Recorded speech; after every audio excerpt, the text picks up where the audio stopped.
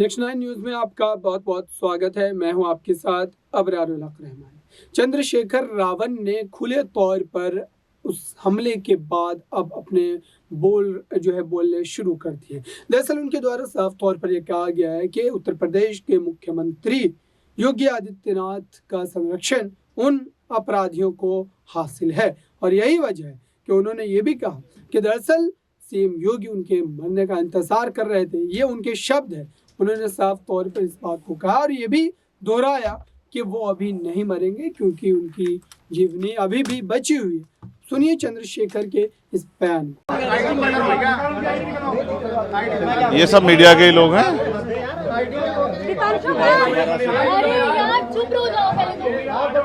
बस चुप आप इधर चलो थोड़ा नीचे हुआ 24 चेहरा दिखाई देगा। समय बीत चुका है, कोई कार्रवाई नहीं हुई, क्या कहना चाहेंगे अभी आप कैसा?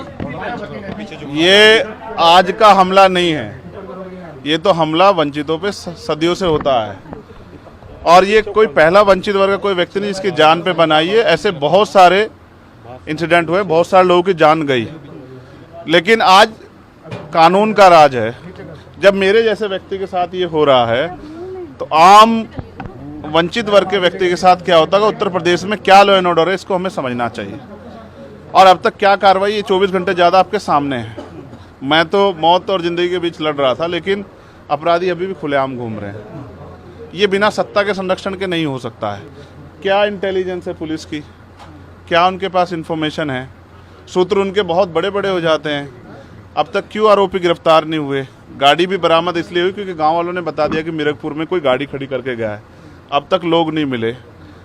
ये वंचितों का बेटा है, अगर मर भी जाएगा तो क्या फ़र्क पड़ेगा, लोग भूल जाएंगे। ये किसी रानी का बेटा नहीं है तो अगर उसको कुछ होगा, किसी कमिश्नर साहब से जुड़ा हुआ मामला नहीं है कि 4-5 घंटे में कुत्ता बरामद हो जाएगा। मैं ये मानता हूँ सरकार की घोर लापरवाही है और मुख्यमंत्री का बिल्कुल ना बोलना और बड़े बड़े दावे करना और इस घटना में ना बोलना स्पष्ट करता है कि मुख्यमंत्री सत्ता को संरक्षण दे रहे हैं, अपराधियों को संरक्षण दे रहे हैं और उनके संरक्षण में अपराधी पल रहे हैं। और ये कानून व्यवस्था के लिए, लोगों के कानून के प्रति विश्वास के लिए बड़ा खतरनाक है। अच्छा, हम लोगों ने सीसीटीवी देखा, उसमें दिख रहा है कि पीछे से गाड़ी आके चेस करती है। और क्या कुछ अगर कुछ बता पाएंगे कि आप कहाँ थे, कैसे फायर? देखिए, मैं दिल्ली से लौटा हूँ, मेरे एक साथी की डेथ हुई, मैं थोड़ा सा परेशान था। फिर उस डेथ की सूचना के बाद मुझे आना था देवबंद में। हमारे एक साथी की माताजी की डेथ हो गई थी, उनके यहाँ रस्म पगड़ी का कार्यक्रम था। उनके घर से जैसे मैं निकला, सहारनपुर की तरफ मुश्किल से 50 मीटर चला होगा, एक गाड़ी आती है। मैं फ़ोन पे थोड़ा मेरा ध्यान था, उसने जो वहाँ से गोली चलती है और वो गोली मेरे कान के पास से निकलती है। मैं अपने साथियों को कहता हूँ कि गोली चली है।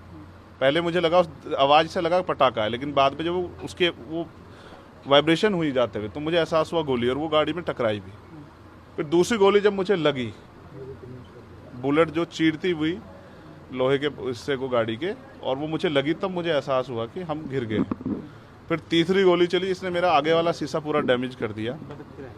चौथी गोली पे मैं नीचे हो गया, जो गोली आपने देखा कि वो सीधी उसमें लगी। अगर मैं उस नीचे ना होता तो वो मेरी छाती के आर पार चली जाती। फिर वो गाड़ी 10 मीटर आगे जाकर रुक जाती है।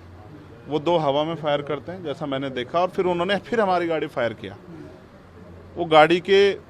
वो फायर जो है गाड़ी के नंबर प्लेट पे लगी। मेरा ये मानना है उनको ऐसा लगा होगा कि हमने जो काम करने आए थे वो कर दिया, अब ये मर गया, शायद जैसा पहले कई घटना में हो। फिर वो शायद सरेंडर करने के मूड में थे, लेकिन जैसे ही मनीष ने गाड़ी को मेरे कहे से यू टर्न लिया, उनको समझ आया कि ये जिंदा है, तब वो वहाँ से भागे। हमने पुलिस को बताया कि ये गाड़ी का नंबर है, फिर उन्होंने उसको इंक्वायरी किया। पुलिस के अच्छे अधिकारी यहाँ हैं, उम्मीद है वो अच्छा काम भी करेंगे। लेकिन ये स्पष्ट हुआ कि अपराधियों में कोई डर भय नहीं है। कितने लोग थे? 3 लोग थे। 2 लोग असले से हमला कर रहे थे, एक व्यक्ति गाड़ी चला रहा था। चंद्रशेखर जी, कोई थ्रेट कॉल आया हो आपको इससे पहले, कोई धमकी? पिछले कई सालों से आ रही है। मैं लगातार पुलिस को इंटीमेट भी करता रहता हूँ। मैंने डीजीपी को भी लिखा, गृह मंत्री को भी लिखा, मुख्यमंत्री को भी लिखा, यहाँ के पहले एसएसपी डीएम थे उनको भी लिखा। लेकिन डीएम साहब जो पिछले थे, अखिलेश सिंह जी, उन्होंने साफ मना कर दिया कि चीफ मिनिस्टर नहीं चाहते चंद्रशेखर को सुरक्षा दी जाए। मेरे आज भी याद है ये बात, क्योंकि मैंने एलआईयू के अधिकारी द्वारा पूछा कि भाई मैंने आपको बताया थ्रेट भी है, फिर क्यों नहीं हो रहा है? तो उन्होंने कहा भाई ये सरकार का मामला, सरकार चाहे तो दे सकती। तो मैं चाहता हूँ मुख्यमंत्री इंतजार कर रहे हैं कब चंद्रशेखर मरे, उनका काम आसान हो। लेकिन उनको ये नहीं पता कि गरीबों की, कमजोरों की, शोषितों की बात करने वाला चंद्रशेखर इतनी आसानी से उनकी राह के रास्ते में से नहीं हटेगा। अतीक अशरफ के साथ जैसा हुआ वैसा ही कुछ होने वाला था, ऐसा आपको लगता है? अब आप इसका आकलन खुद करें कि क्या हुआ और क्या हो सकता था। आपके पास लाइसेंस? एक और बात, मुझे ऐसा लगता है कल की घटना के बाद, इतने बड़े उसके बाद भी अगर मैं सुरक्षित हूँ तो हमारे संतों, गुरुओं, महापुरुषों का आशीर्वाद, हमारी करोड़ों बहनों माताओं का आशीर्वाद, बुजुर्गों का मेरे पास है। और मैं जो जिम्मेदारी मैं लेके मैदान में आया हूँ, बाबा साहब अम्बेडकर, माननीय काशीराम साहब, सदगुरु रविदास जी का जो बेगमपुरा राज का सपना है, मानवता के राज का सपना है, संविधान को लागू कराने का है, इन वर्गों को अधिकार देने का है, जब तक वो पूरा नहीं होगा मैं कहीं जाने वाला भी नहीं। गाड़ी को मीरपुर में छोड़कर अपराधी भाग जाते हैं, तो उसको कुछ और बता रहे, कुछ कहानी कुछ और नया मोड़ देने की कोशिश हो सकता है वो चाहते थे जो गुजरों और दलित समाज में एकता बनी है वो एकता टूट जाए, ये होगा ही नहीं कभी। ठीक है, ये नहीं हो सकता है। पंचायत आप लोग कर रहे हैं अपनी मांगों को लेकर? हमारी लीडरशिप ने ये निर्णय लिया है कि जब 24 घंटे में गिरफ्तारी नहीं हुई तो हमें अपने लोगों को भी जवाब देना है, तो इसलिए शायद उन्होंने 3 तारीख का समय रखा है। मैं उसका हिस्सा बनूंगा। अमेठी के अंदर एक फेसबुक वायरल हुई है पोस्ट जिसमें आपको मारने की वो की गई है, अमेठी क्या क्षेत्रीय महासभा कही है उसके अलावा? ठीक है, देखिए लोकतंत्र है, उनके अधिकार है, मारे या छोड़े। मैंने कहा ना, मैं पहला थोड़ा ही हूँ जो मारा जा रहा हूँ या जिसको मारने का प्रयास किया, मुझसे पहले बहुत मरे हैं, लेकिन उनको कोई जान नहीं रहा था। मुझे लोग जानते हैं तो मेरी बात पे बात आगे बढ़ रही, लेकिन मैं अपने लोगों को मरने नहीं दूंगा। ये भी मैं उनको संदेश देना चाहता हूँ। घटना होने के बाद ये पोस्ट किया है अमेठी क्षेत्रीय महासभा से कि इस बार तो बच गया, अगली बार नहीं बचेगा। देखो, मैं गोली से डरता नहीं, मैं गोली से, बंदूकों से नहीं डरता हूँ। मैं संवैधानिक रास्ते से चलता हूँ, संविधान को मानता हूँ। गोली चलाने वालों को भी कहना चाहता हूँ कुदरत उनको सद्बुद्धि दे, गलत जगह पंगा ले रहे हैं। मैं झगड़ा नहीं चाहता, मैं अपने लोगों को भी कह रहा हूँ कल से शांति बनाओ को और संविधान के रास्ते चलो। वो हमें डिस्टर्ब करना चाहते हैं कि जो हम राजनीतिक ताकत हमारी बन रही हो कमज़ोर हो जाए, हम दूसरी दिशा चले जाएं।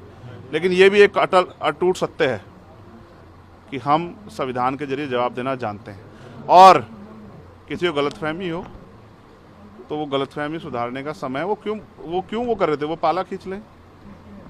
मुझे ही तो मारना है ना, वो बता दे मैं चला जाऊंगा मरने में, अगर मेरे लोगों के साथ तो ये खेल ना खेले ना।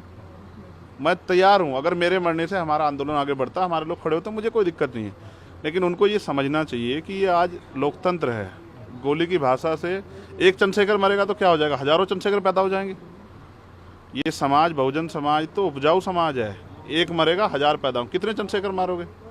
और मारो गोलियों में, सत्ता का संरक्षण आपको है, मुख्यमंत्री आपका अपना है, खूब चंद्रशेखर को मारो, हर जिले से चंद्रशेखर पैदा होंगे। पहली घटना लेकिन बाबा साहब अम्बेडकर और माननीय काशीराम साहब को सपना पूरा करे बगैर संविधान को लागू करवाए हम लोग जाएंगे नहीं। चंद्रशेखर भाई, पहली घटना आपके साथ मुजफ्फरनगर में हुई, दूसरी अब देवबंद में, क्या लगता है कि आसपास का क्षेत्र, उससे पहले बुलंदशहर? अगर पहली घटना पे ठोस कार्रवाई हो जाती तो अपराधियों के हौसले कमजोर होते। लेकिन मैंने कहा ना कि एक रानी का नहीं, एक प्राइमरी स्कूल के हेडमास्टर का बेटा है, एक गरीब माँ का बेटा है, तो मर जाए, क्या फर्क पड़ा, किसी को क्या फर्क पड़ता है? उनका रास्ते कांटा आसान से निकल रहा है, तो इसलिए उनको लगा कोई वो नहीं। लेकिन जनता समझ रही है।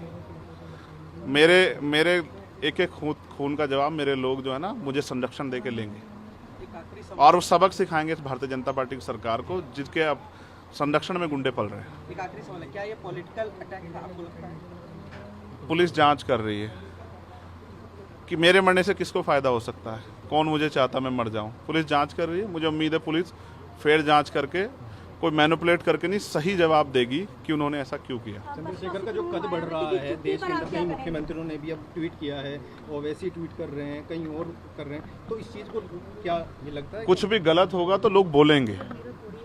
अगर कल मेरी जान ही चली जाती तो लोग फिर भी तो उनको पीड़ा होती, उनको अपना भी देखना है, कल उनके साथ भी हो सकती है। ये लाइन ही, विचारधारा ही गलत है कि गोली से वो करो, और ये बीजेपी की भाषा है, गोली मारो सालों को, ये वही वो उपजाऊ हो रही है। देखिए, बहन जी से मेरी कोई नाराज़गी नहीं है, मैंने उनको हमेशा बड़ा माना, वो मुझे छोटा नहीं मानती अपने परिवार का। उनको ये घटना छोटी लगी, शायद अगर मैं मर भी जाता शायद उनको इस पर कोई शायद बुरा नहीं लगता, मुझे उनसे कोई दुख नहीं है। मेरे लोग मेरे साथ नहीं है बहुत, और वो समझ रहे हैं कि जो उनके लिए मरने को तैयार है, जिसने जो जान पे जिसकी बनाई है वो हमारा अपना है। मेरे लोग मेरे साथ खड़े होंगे, मैं इस लड़ाई को लड़ता रहूँगा। लगभग सभी दलों के लोग आपसे मिलने आए हैं, कैसा कुछ देखते हैं, क्या कहेंगे? नहीं, मैं उनका धन्यवाद करता हूँ। नहीं, मैं कह रहा हूँ, बस सबका धन्यवाद करता हूँ। मगर ये है, मैं ये प्रयास करूंगा कि भविष्य में ऐसा किसी के साथ ना हो, इसलिए लॉ एंड ऑर्डर के कानून व्यवस्था अच्छी होनी चाहिए। मुख्यमंत्री उस पर ध्यान देना चाहिए। बात चंद्रशेखर की नहीं है, बात इस प्रदेश में हो रही हजारों बहनों के साथ जो असमतें लूट रही है, हर महीने रेप हत्याएं हो रही हैं, लोगों की जान जा रही है, ये सब उन पर वो करता है। तो वो मुख्यमंत्री पद पर बैठे हैं, अगर वो इसको संभाल नहीं पा रहे हैं तो क्या फायदा, फिर उनको इस्तीफा दे देना चाहिए। फिलहाल आप ठीक है, डिस्चार्ज किया जा रहा है? हाँ ठीक हूँ, आपके बस कार्यकर्ताओं ने आज जो है जगह जगह ज्ञापन दिया है, सहारनपुर में दिया, अगली रणनीति क्या रहेगी? नहीं, कोई रणनीति नहीं है, पार्टी के सीनियर लीडर जो तय करेंगे हम लोग उस पर काम करेंगे। और दूसरा, मेरे पीठ में जहाँ गोली लगी है वहाँ ड्रेसिंग जारी है, पहले से आराम है, बस एक जलन और वो घाव है, जख्म वो तो है ही, तो सांस लेने में दिक्कत थी, बीपी जो है फ्लक्चुएट हो रहा था, अप डाउन हो रहा था, वो अब ठीक है पहले से। तो आपने सुना, लगातार वो अपने जो है ऊपर हुए हमले का विरोध कर रहे हैं और अपने जो है बयानों से कहीं ना कहीं वो सारे बड़े खुलासे कर रहे हैं, जिनकी आपको जो है एक तरीके से जो है किसी तरीके की उम्मीद भी नहीं थी। तो ये साफ तौर पर दर्शाता है कि अब राजनीतिक रूप से चंद्रशेखर इस मुद्दे को भुनाने वाले हैं। इस खास रिपोर्ट में बस इतना ही। देखते रहिए ताज़ा तरीन खबरों के लिए नेक्स्ट 9 न्यूज़ को। धन्यवाद।